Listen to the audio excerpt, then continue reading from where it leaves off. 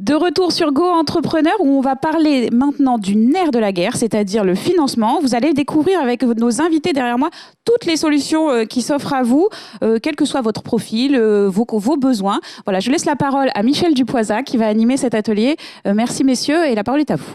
Merci beaucoup pour cette introduction. J'ai entendu le terme de nerf de la guerre. Effectivement, quand on aborde les aides indispensables pour financer son projet, je suis persuadé que tous les créateurs sont très sensibles à ce thème et à ce terme.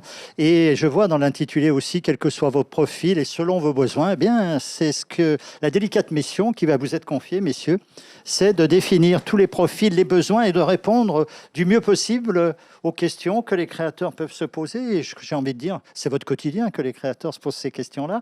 Donc, nos invités, Victor Dufort l'a dit, Guillaume Bekelink de Réseau Initiative, et puis vous, Guy Gourevitch, France Angel. Donc, des profils différents, des représentations sur toute la France de vos structures. C'est ce qu'on peut déjà dire aux créateurs si certains se sont invités hors région parisienne. Donc, vous êtes présents de partout. Ce que je vais vous demander dans un premier temps à chacun d'entre vous, c'est une présentation rapide de votre structure, ce que vous faites, le type de produit. Et puis, si vous n'êtes pas assez précis, je me permettrai de vous relancer. On démarre tous les deux avec Ladi. C'est parti. Allez, oui, à vous, Victor. Merci pour l'introduction. Mettez le plus possible votre micro le près d'eux, parce que c'est vrai qu'avec ces masques qui bougent en plus, il faut arriver à tout faire. Allez, collez au menton. Oui. On est parti. Donc, bonjour à tous, merci beaucoup. L'association ADI, donc association qui existe depuis 30 ans, en effet, qui fait son maximum pour être présent localement sur l'ensemble du territoire français, dont le rôle et la conviction sont d'accompagner les porteurs de projets, peu importe leur capital de départ, peu importe leur réseau. L'ensemble de nos conseillers et bénévoles vont accompagner les porteurs de projets sur le montage de leur projet, puis sur un financement qui sera du coup adapté. L'idée est aussi de pouvoir financer des personnes qui, dans un secteur bancaire classique, n'auraient pas pu l'obtenir pour la multitude de raisons qui puissent exister. Voilà. On aura l'occasion de revenir sur ce point-là, puisque c'est effectivement un point important. Vous avez parlé de conseillers, de personnes qui peuvent aider à. On verra un peu mieux quel type de public et surtout comment ça se passe. Parce que c'est vrai que les publics que vous visez ont un accès assez délicat à l'emprunt. Donc on verra comment vous répondez à ce besoin. On passe au niveau du réseau Initiative. Guillaume, un mot sur votre structure ? Oui, donc bonjour à tous. Donc le réseau Initiative France, c'est un réseau de proximité aussi qui compte 215 associations locales. Donc c'est autant de points de relais pour tous les entrepreneurs du territoire. Et donc nous, notre rôle aussi, c'est d'accompagner, de financer tous les entrepreneurs de leur territoire, du territoire, et donc au moyen d'un prêt d'honneur. Donc c'est un prêt à taux zéro qui a vocation à renforcer les fonds propres en vue d'obtenir plus facilement un prêt bancaire. Donc nous, notre rôle, c'est vraiment d'aider à la bancarisation du financement de l'entrepreneur et après de le mettre en réseau sur le territoire auprès d'autres entrepreneurs et d'autres experts. Et donc, c'est aussi 22 000 bénévoles sur toute la France. On aura l'occasion, Guillaume, de revenir sur ces façons de financer les projets, puisque vous avez aussi une particularité sur laquelle je vous demanderai des précisions. Pour vous, Guy, on finance aussi les projets, mais comment ça se passe ? Qui êtes-vous ? Ah oui, nous finançons les projets. Alors nous finançons plus que les projets, nous finançons les entreprises. Hein. En fait, nous intervenons comme tout premier investisseur en fonds propres. France Angel, hein ? Voilà, c'est France Angels, qui est la Fédération nationale des business angels et qui regroupe 5500 aujourd'hui investisseurs individuels. Répartis sur toute la France et qui se regroupent au sein de clubs d'investisseurs qu'on appelle des réseaux de business angels qui sont répartis dans toutes les grandes régions de France. Nous avons 64 réseaux aujourd'hui opérationnels, très bien répartis sur le territoire, puisque finalement la région parisienne ne représente que 33% finalement des investissements et des nombres d'entreprises financées. Donc c'est vraiment très très réparti sur le territoire. Nous investissons en 2020, nous avons investi près de 50 millions en fonds propres et nous avons, c'est un phénomène très intéressant, nous avons un effet d'entraînement. C'est-à-dire que quand nous mettons 1 euro en fonds propres dans une entreprise, en fait l'entreprise se trouve financée grosso modo de 2,5 à 3 euros. C'est-à-dire qu'on a un effet multiplicateur de x3 sur les fonds propres que nous finançons sans compter que les banques, bien entendu, sont bien plus enclines à faire des prêts à ces entreprises une fois que les fonds propres sont renforcés, bien entendu. Guillaume, vous avez abordé un point très important. Donc effectivement, pour revenir rapidement, ce sont des particuliers qui investissent leur argent perso dans des entreprises. Tout à fait. On y reviendra tout à l'heure, mais c'est important par rapport aux autres structures et aux autres types d'accompagnement et de financement qui répondent à d'autres logiques. Et on verra à quel moment vous vous situez plutôt au niveau des projets. Je vais vous redemander au niveau de l'ADI. Pardon, Victor. Oui. Vous avez entendu le prêt d'honneur. Ce n'est pas le fonctionnement de l'ADI, le prêt d'honneur. Il y a un autre fonctionnement que l'ADI a pour les financements. Alors, le prêt d'honneur, il va faire partie des outils de financement dans une minorité et en fonction des régions. La région Île-de-France, par exemple, peut accorder jusqu'à 1 500 € de prêt d'honneur. La région Auvergne-Rhône-Alpes, jusqu'à 3 000 €. C'est local. Mais en effet, les financements de l'ADI vont jusqu'à 10 000 €. La majorité de ce financement reste un microcrédit. Avec un taux d'intérêt, à savoir que du coup l'ADI donc, va en tant qu'association emprunter des fonds à une banque pour les prêter par la suite à des entrepreneurs qui n'y auraient pas eu accès dans un premier temps. Et donc ce prêt-là a un taux d'intérêt appliqué par l'association qui regroupe les coûts d'emprunt et aussi le désir de l'association d'accompagner et de permettre à des personnes de dégager des revenus et faire intégrer ces personnes-là à ce cercle vertueux qui nous permettra de refinancer par la suite d'autres entrepreneurs. Guillaume évoquait la notion donc, de prêt d'honneur et de rôle à jouer avec les banques. Vous, plutôt, dans les premiers prêts et la base des prêts, c'est vous qui assurez ce rôle pratiquement de banque dans les microcrédits. C'est nous qui l'assumons intégralement, Ouais. puisque l'idée est justement d'être plus flexible qu'une banque classique, de passer peut-être plus de temps sur les dossiers, de prendre d'autres critères en compte lors du financement. Et c'est donc en empruntant aux banques et en prêtant par la suite que l'on s'accorde finalement ce degré de liberté un petit peu plus important. Est-ce qu'on peut revenir un peu sur les publics qui sont les vôtres, c'est-à-dire leur dimension, entre guillemets, leurs conditions sociales? Est-ce qu'il y a des critères d'éligibilité? Aucun. Nous, la seule chose le seul, en tant que conseiller, le seul critère qui m'importe lorsque je vais présenter un dossier de financement, c'est que ce soit une réelle perspective de revenus supplémentaires et qu'on ne prenne pas trop de risques financiers importants au niveau de la personne qui est financée, parce que ça reste un prêt qui sera personnel. Donc ce critère-là est capital. Notre rôle est de débloquer des situations, de permettre de créer des entreprises, pas de fragiliser des situations financières personnelles.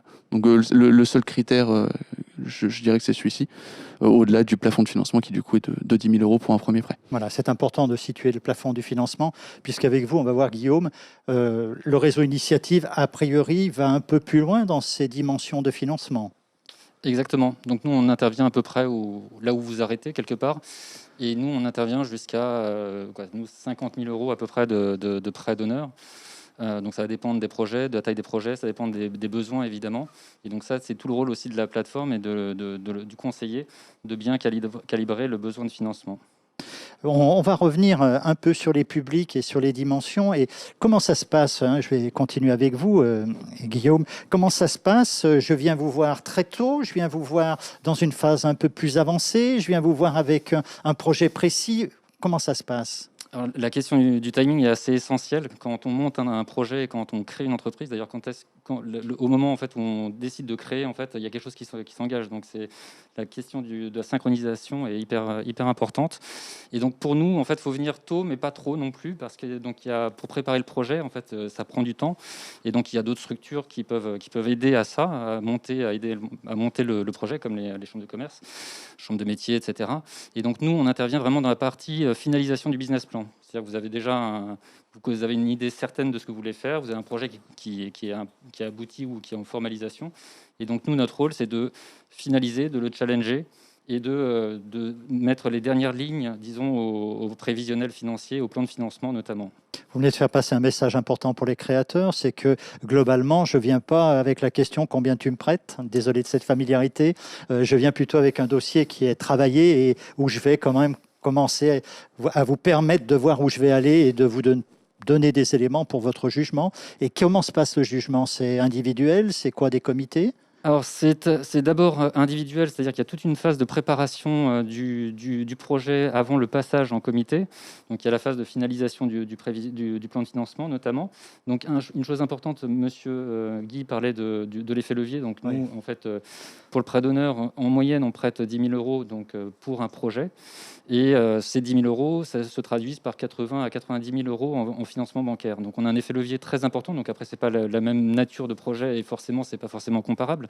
Mais donc, on a un effet levier très important auprès des banques. Donc, tout ce travail, en fait, est à faire auprès du conseiller, du chargé de mission. Et donc, il va préparer le porteur de projet à présenter son projet en comité d'agrément. Donc, le comité d'agrément, en fait, c'est des bénévoles, des experts de la création d'entreprise, des experts comptables, assureurs, chefs d'entreprise.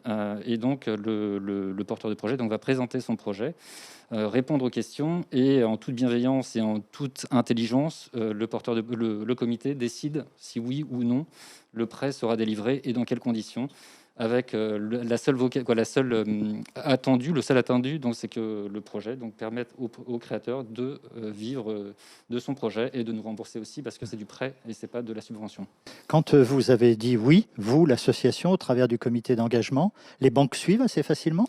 Oui, tout à fait. C'est le rôle en fait le projet en fait qui a eu un accord d'un comité d'agrément. Donc non seulement à 10 000 euros de financement supplémentaire, il a aussi l'aval d'experts de la création d'entreprise.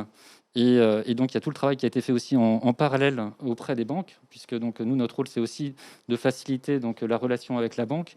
Et donc, les chargés de mission viennent aussi présenter le projet auprès des partenaires bancaires pour faciliter donc, le décaissement et que cette synchronisation soit la meilleure possible, qu'on ne perde pas de temps en fait, à rechercher un financement bancaire et donc perdre des mois qui peuvent être cruciaux pour la bonne réalisation du projet.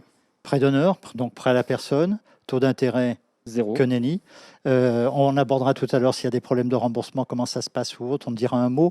Guy, je ne vous abandonne pas, mais je vais peut-être poursuivre avec l'ADI parce qu'il y a des petites précisions à demander par rapport à comment ça se passe. Je viens vous voir de la même manière, très tôt, plus tard, quand est-ce que je viens?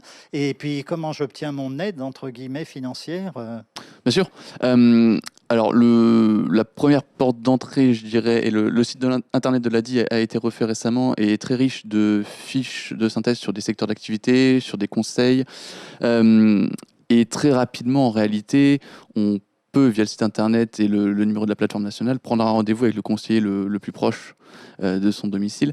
Je serais tenté de dire finalement, dès lors qu'on est convaincu de son idée, de son projet, pourquoi pas prendre rendez-vous finalement, puisqu'on pourra discuter avec le conseiller soit d'un financement assez rapidement si le projet est déjà prêt à être lancé, soit l'ensemble des possibilités d'accompagnement par l'ADI. Donc ça peut être un programme de formation, un petit stage de travail sur le business plan de 2 semaines en groupe qui peut être très enrichissant. Ça peut être plus des rendez-vous individuels avec l'ensemble de nos bénévoles qui ont des compétences très précises, très pointues. Je pense par exemple à d'anciens experts comptables qui peuvent répondre à beaucoup de questions.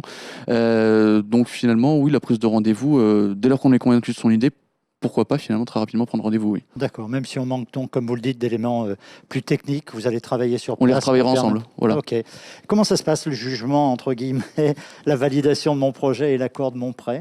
Alors c'est un rendez-vous qui se fait avec un conseiller. Dès lors que toute la partie amont du projet est finalisée et claire, on peut présenter le dossier du coup à un comité de crédit. À savoir que du coup la chronologie est très rapide, elle a dit. C'est-à-dire qu'une fois que le dossier est présenté, le décaissement des fonds se fait sous 48 heures. Donc la présentation du dossier et l'obtention du prêt peut se faire sous 1 semaine. Donc c'est-à-dire que toutes les questions du statut juridique et autres auront besoin d'être résolues avant cela.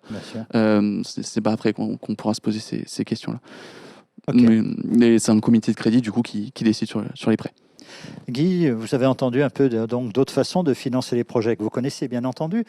Pour vous, vous l'avez dit tout à l'heure, vous avez tout de suite dit en termes d'entreprise pour le financement, c'est-à-dire qu'on va au-delà de la phase de création. Vous attendez plutôt de ma part, si je veux vous emmener avec moi, que je vous apporte un peu des preuves de marché. Comment ça se passe?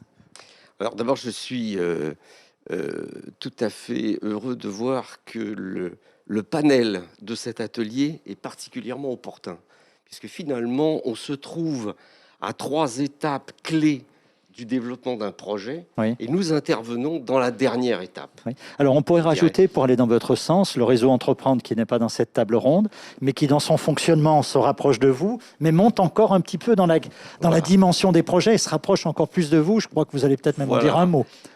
Alors, il se rapproche effectivement de nous. D'ailleurs, on travaille effectivement ensemble Voilà. assez je dirais, presque quotidiennement. Donc, c'est parfait qu'on puisse se retrouver dans cet atelier. La différence majeure est que nous finançons pas des personnes, mais des entreprises. Nous n'accordons pas de prêts, mais nous finançons en termes de fonds propres. Et les fonds propres, c'est quelque chose d'infiniment important lorsqu'on a des prêts, lorsqu'on a de la dette. Et elle est encore plus importante. Enfin, ce financement est encore plus important dans la crise que nous venons de traverser Oui. et dans laquelle nous sommes encore, car vous savez que les PGE sont un élément extrêmement important de soutien à l'économie qui a été apporté par le gouvernement. Il n'empêche que ce sont quand même de nature des dettes. Oui.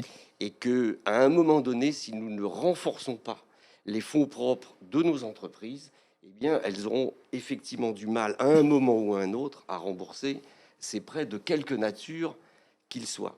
Alors, pour vous donner quelques chiffres, peut-être c'était la question que vous alliez me poser, j'en sais rien, nous finançons en général le ticket moyen d'investissement est en gros de 150 000 euros. Nous pouvons répondre à des besoins de financement très très larges, entre 50 000 euros et 1 million, parce que nous avons des co-investisseurs. En général, ces co-investisseurs viennent nous suivre, investissent aux mêmes conditions, c'est-à-dire à la même valorisation et aux mêmes conditions de gouvernance que nous avons établies lors de l'instruction. En général, ce sont des fonds publics-privés, des fonds régionaux, des fonds d'amorçage, des fonds de capital innovation. Donc, nous faisons partie de France Invest. Et derrière l'investissement, car c'est là tout l'intérêt du financement par les business angels, derrière l'investissement, il y a un accompagnement post-investissement qui est un accompagnement bénévole, un accompagnement gratuit, ce qui signifie que nous sommes le seul chaînon dans le financement d'amorçage en fonds propres qui est direct et non intermédiaire et accompagné. J'aimerais que vous disiez un mot, on a parlé des comités d'engagement. Comment se passe la décision ? Alors la décision est tout à fait originale puisque un club d'investisseurs étudie collectivement les dossiers. D'accord ? Il y a une petite équipe de 3-5 personnes qui étudient les dossiers, mais le principe est qu'à la fin des fins, c'est chaque investisseur qui décide d'investir ou pas son propre argent. De ce point de vue-là, d'ailleurs, j'insiste aussi sur un aspect beaucoup plus humain que l'aspect purement financier dont nous parlons, et qui est qu'il faut bien se rendre compte qu'un particulier qui investit une partie de son patrimoine dans l'économie de son pays, c'est un acte citoyen tout à fait remarquable. Et que je tiens à mettre ici en valeur. Je tiens également à inciter aujourd'hui que l'épargne des particuliers a considérablement augmenté à la suite de la crise, à encourager ceux qui ont justement dû ou pu épargner pendant cette crise à venir nous rejoindre, car aujourd'hui, en pleine relance, eh bien, les entreprises ont plus que jamais besoin effectivement de l'épargne des particuliers. Venez rejoindre des clubs de France Angels. Oui. Vous me faites un lien avec la question que je voulais poser aux deux autres intervenants. On est dans une période, on en sort d'une période particulièrement délicate. Qu'est-ce qu'elle a donné cette période pour les créateurs que vous aviez financés ? Est-ce que vous avez ressenti des difficultés particulières que ces personnes ont pu rencontrer pendant cette période-là ? Ou si, a priori, bien, sans trop de difficultés ? Alors, des difficultés, oui, évidemment, particulièrement, surtout sur particulièrement les secteurs prioritaires, je pense au transport de personnes, à la restauration, tout ce qui peut toucher de près ou de loin au tourisme. L'ADI a très rapidement mis en place ce qu'on appelle une cellule de crise, c'est-à-dire que l'ensemble des collaborateurs ont été mobilisés sur des numéros de téléphone accessibles par nos créateurs pour les aider dans des formalités, dans de l'adaptation. Nous, le dispositif de l'État qui qui a particulièrement aidé nos entrepreneurs, c'est le fonds de solidarité. Donc depuis mars 2020, je reprends mon exemple de conseiller, mais mon rôle était peut-être 250 entrepreneurs dont j'ai la charge de les appeler tous les mois. On fait le point, on les accompagne sur la demande de fonds de solidarité et valider s'ils sont éligibles ou non, en plus en fonction des évolutions du formulaire et du dispositif. Donc oui, particulièrement impacté évidemment. On a pu mettre en place des reports d'échéance, Des adaptations. avec des accords avec les banques qu'on peut avoir. On peut trouver beaucoup de solutions, on peut remodeler les prêts parce que certains secteurs d'activité sont profondément touchés et structurellement différents maintenant que pré-crise. Donc voilà, on a été un maximum flexible pour trouver l'ensemble des solutions possibles et maintenant on envisage la suite avec les accompagnements puisque le fonds de solidarité va toucher à sa fin. Donc ça veut dire aussi veiller à ce que la suite soit bien préparée par nos entrepreneurs. On reviendra un peu sur le demain. Pour vous, comment ça s'est passé, Guillaume, au niveau du réseau Initiative? Est-ce que période particulièrement délicate et comment l'avez-vous ressenti au travers de vos créateurs? Oui, c'est assez similaire en fait à ce qu'a vécu l'ADI. Nous, on s'est mobilisé très fortement aussi, salariés, bénévoles, parce qu'on a énormément de parrains aussi qui accompagnent donc les nouveaux chefs d'entreprise, et donc il y a une mobilisation extrême pour les informer, les suivre, essayer de faire des tableaux de trésorerie dans ce moment quand même où c'était difficile de se projeter, et donc essayer de voir mois après mois en fait ce que ça pouvait donner. Guy parlait des reports d'échéance, et effectivement il y avait aussi ce système de report d'échéance, et quand est-ce que ça allait commencer quand est-ce qu'il va falloir rembourser les prêts et quel est l'impact sur l'entreprise, sur le budget personnel du chef d'entreprise. Donc c'était tout ce travail-là en fait a été fait par le réseau. On a aussi réalisé des reports d'échéance pour tous les entrepreneurs qui le souhaitaient de quelques mois. Et donc, a priori, dans ce qu'on a vu, on a encore pas assez de recul sans doute, mais en tout cas sur les impayés ou les défaillances, on n'a pas, étrangement, je pense que c'est les mécanismes d'État qui ont bien fonctionné, en tout cas à court terme. Aujourd'hui, c'est ce qu'on peut en tirer comme conclusion. En tout cas, il y a peu d'impayés, peu de faillites de chefs d'entreprise. Ça ne veut pas dire que la situation est rose, etc. Mais en tout cas, il y a de l'espoir pour aborder maintenant le rebond et la relance de ces entreprises qui vont pouvoir ouvrir et se redéployer. Est-ce que derrière votre message, et aujourd'hui les chiffres, on peut dire de la création, on la voit qu'elle est sur des chiffres encore positifs, est-ce que de la même manière, au niveau du financement, vous augmentez aujourd'hui votre nombre de candidats, ou est-ce qu'on pourrait dire qu'il y a une frilosité pour accéder au financement du fait de ce qu'on vient de vivre, ou l'inverse, le besoin d'aller peut-être chercher des financements plus encore? Est-ce que vous avez une tendance ressentie? C'est peut-être un peu rapide ce que je vous demande. Mais... Pour 2020, en tout cas, ce qu'on peut dire, c'est qu'on a eu une baisse d'activité, notamment sur les 3 mois de confinement, donc c'était à l'arrêt. Et en fait, on finance normalement 18 000 entreprises par an. On en a financé 15 000 dans le schéma classique, donc une baisse, mais pas énorme non plus. Il y a eu un bon rebond en cours en fin d'année. Et à côté de ça, d'ailleurs, les plateformes ont été mobilisées par les fonds d'urgence, donc qui étaient mobilisés par les régions, et donc c'était un travail colossal. Et donc on a financé 16 000 entreprises dans ce cas de figure-là, mais donc c'est plus les entreprises qui étaient impactées par la crise, et donc il a fallu accompagner. Et aujourd'hui, en fait, on est en train de reprendre la tendance, disons, de 2019. Après, ça va dépendre des régions, parce que certaines qui sont impactées qui vivent du tourisme, redémarrent un peu plus lentement que d'autres.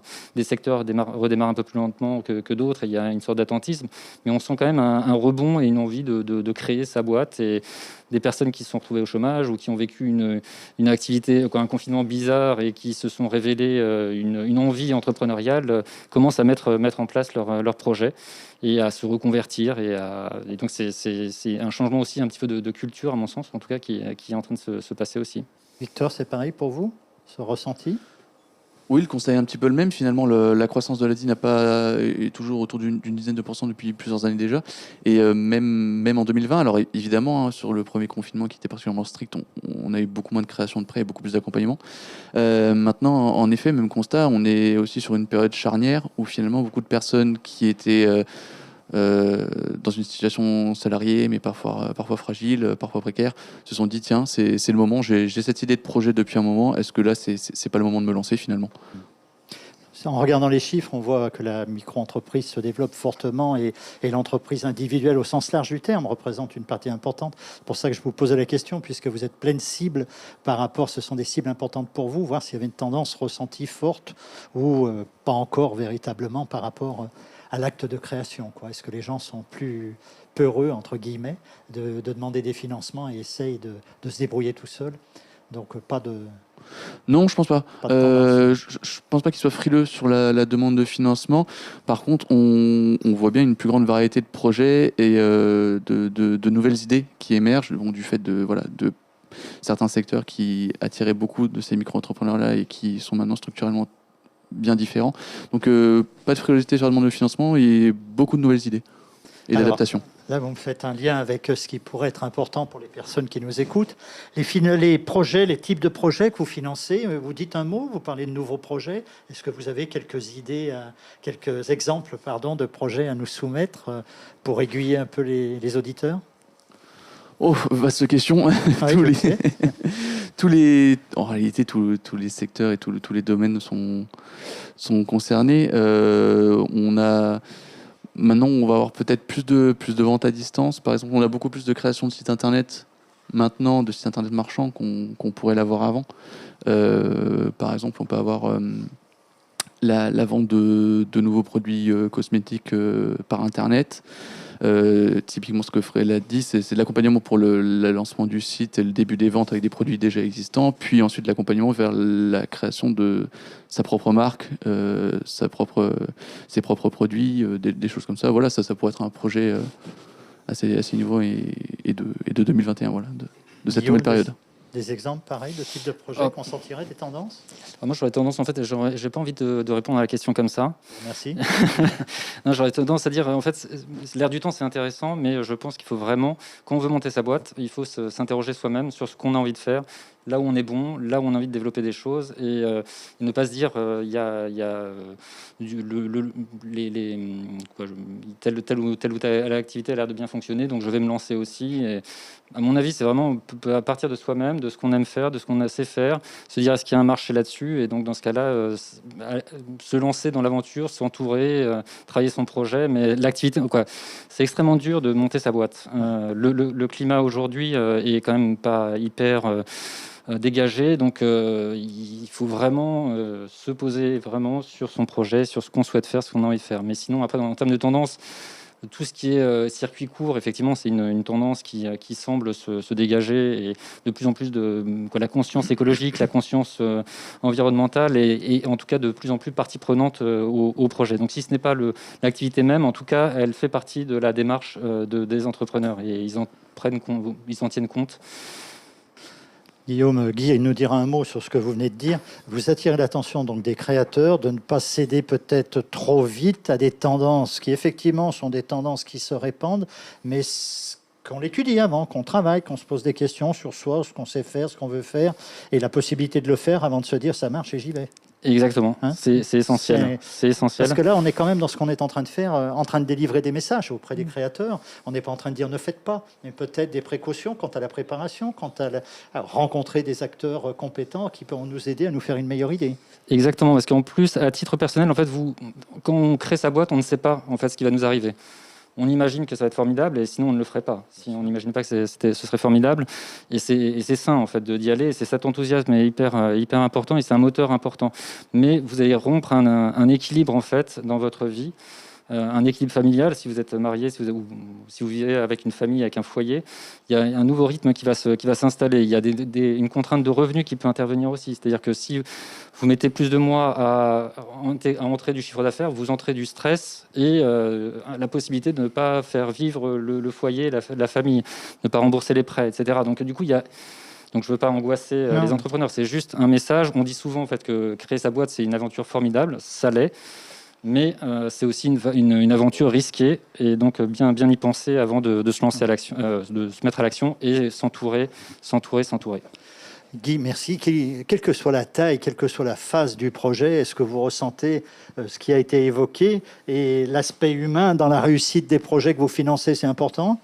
On juge la personne. Oui, c'est même le critère essentiel.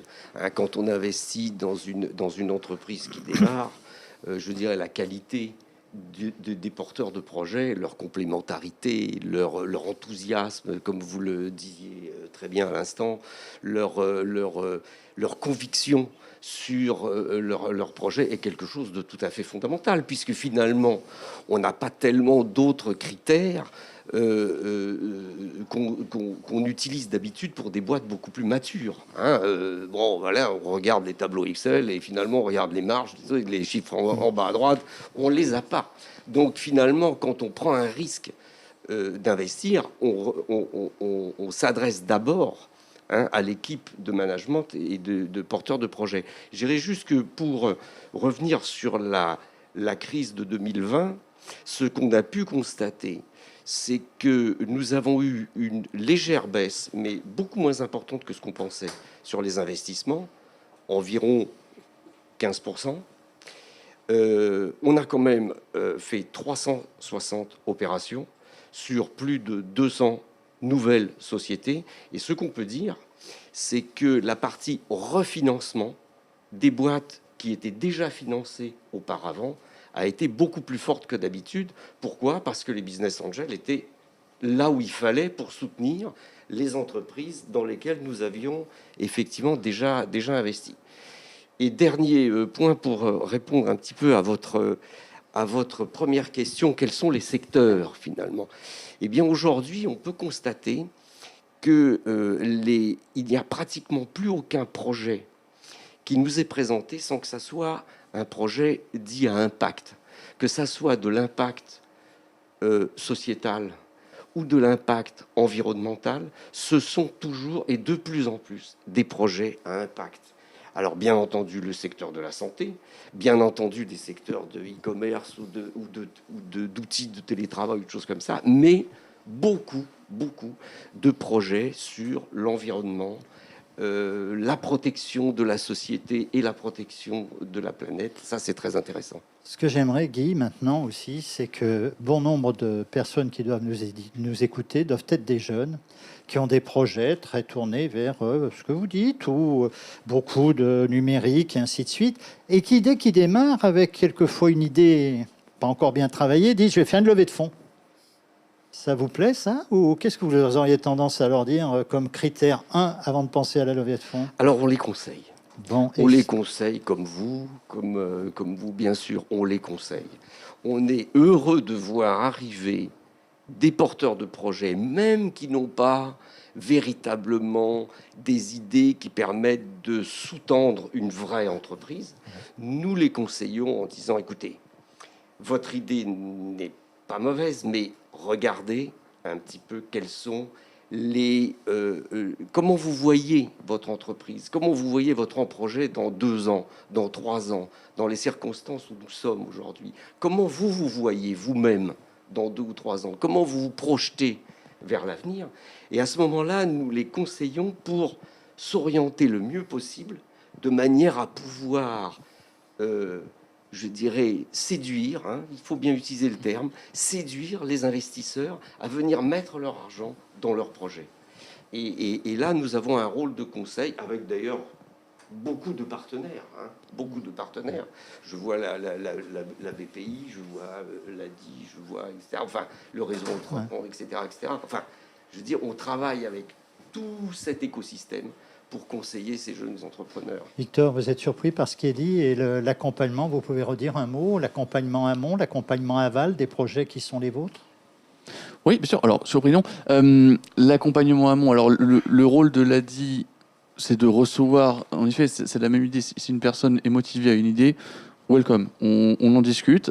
S'il y a des accompagnements nécessaires en amont, avant le financement du projet, on sera en mesure de les proposer. Si on ne l'est pas, parce qu'on ne peut pas répondre à tous les projets ou à tous les besoins de financement, on va ensuite réorienter vers nos partenaires qui seront du coup les plus adaptés, en expliquant bien du coup aux personnes que voilà, ces partenaires ont de réels outils d'accompagnement et de financement qui correspondront à leur projet. Ça ne sert à rien que moi je les embête avec des outils qui ne correspondraient pas.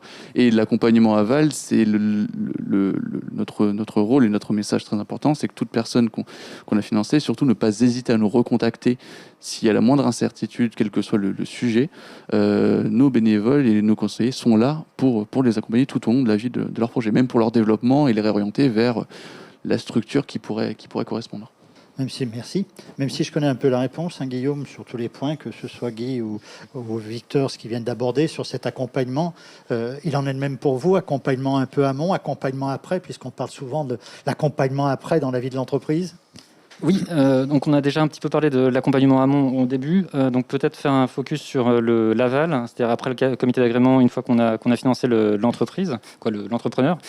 Donc nous, on a un système de parrainage où c'est des anciens chefs d'entreprise, des chefs d'entreprise en poste qui accompagnent les entrepreneurs qui en ont besoin et qui en ont émis le souhait pendant 2 ans pour répondre aux questions, pour avoir un peu de recul sur ce qu'ils vivent, parce qu'on est toujours le nez dans le guidon, et donc avoir un rendez-vous avec quelqu'un d'extérieur qui a vécu ça, c'est toujours constructif. On a le suivi aussi réalisé par l'association locale, donc pendant le temps du remboursement, et très important aussi, c'est les actions de mise en réseau, de mise en relation, donc entre chefs d'entreprise et avec la communauté, disons, du territoire, donc les experts comptables, etc.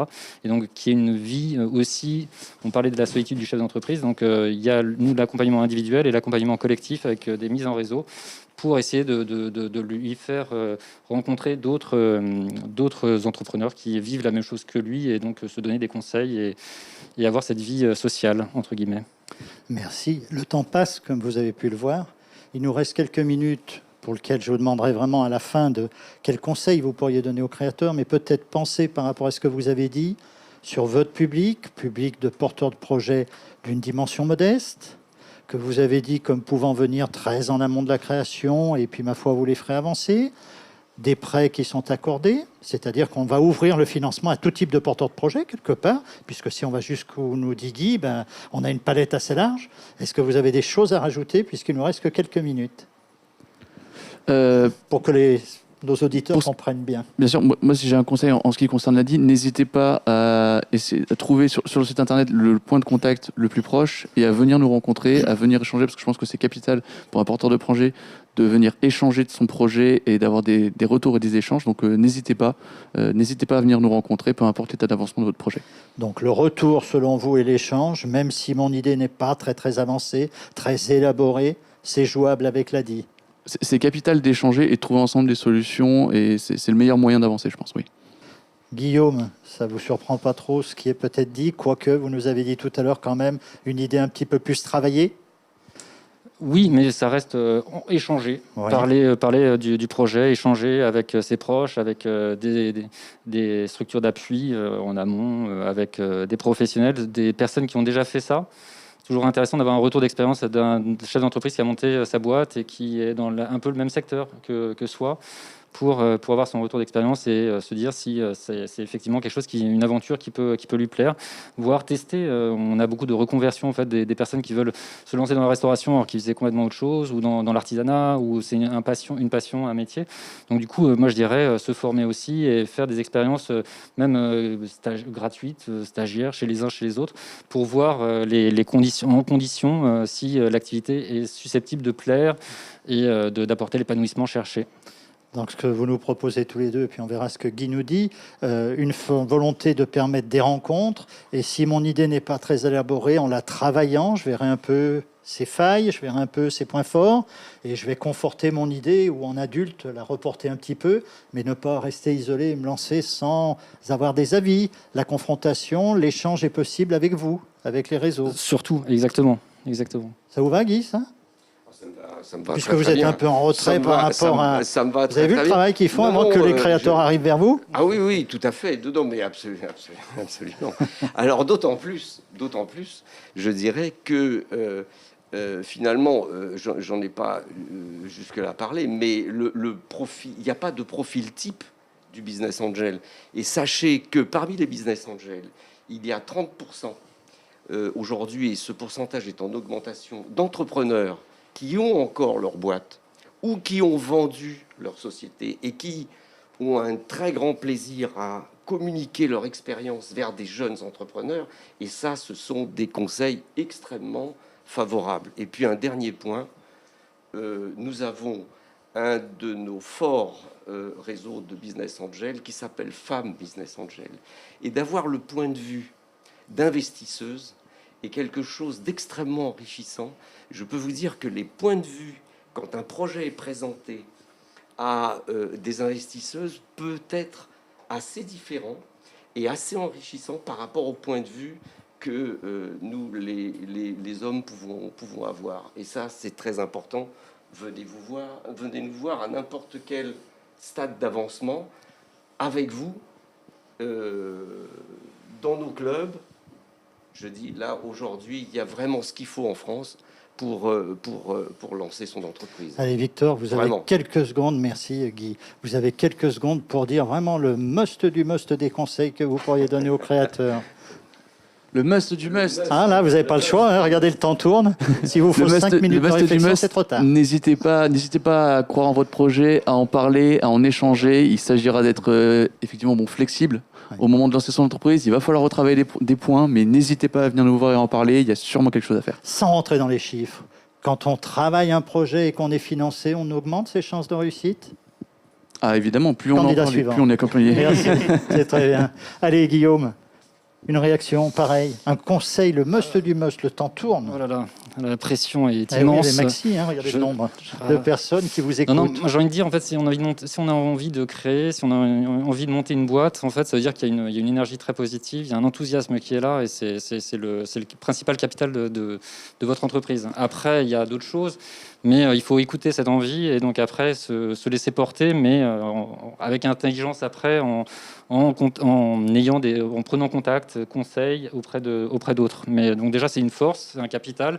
Mais attention, parce qu'après, si ça marche pas, c'est autant d'énergie qu'il va falloir régénérer, et c'est autre chose. Mais donc du coup, raison de plus pour taper aux portes et vous demander des conseils et vous lancer.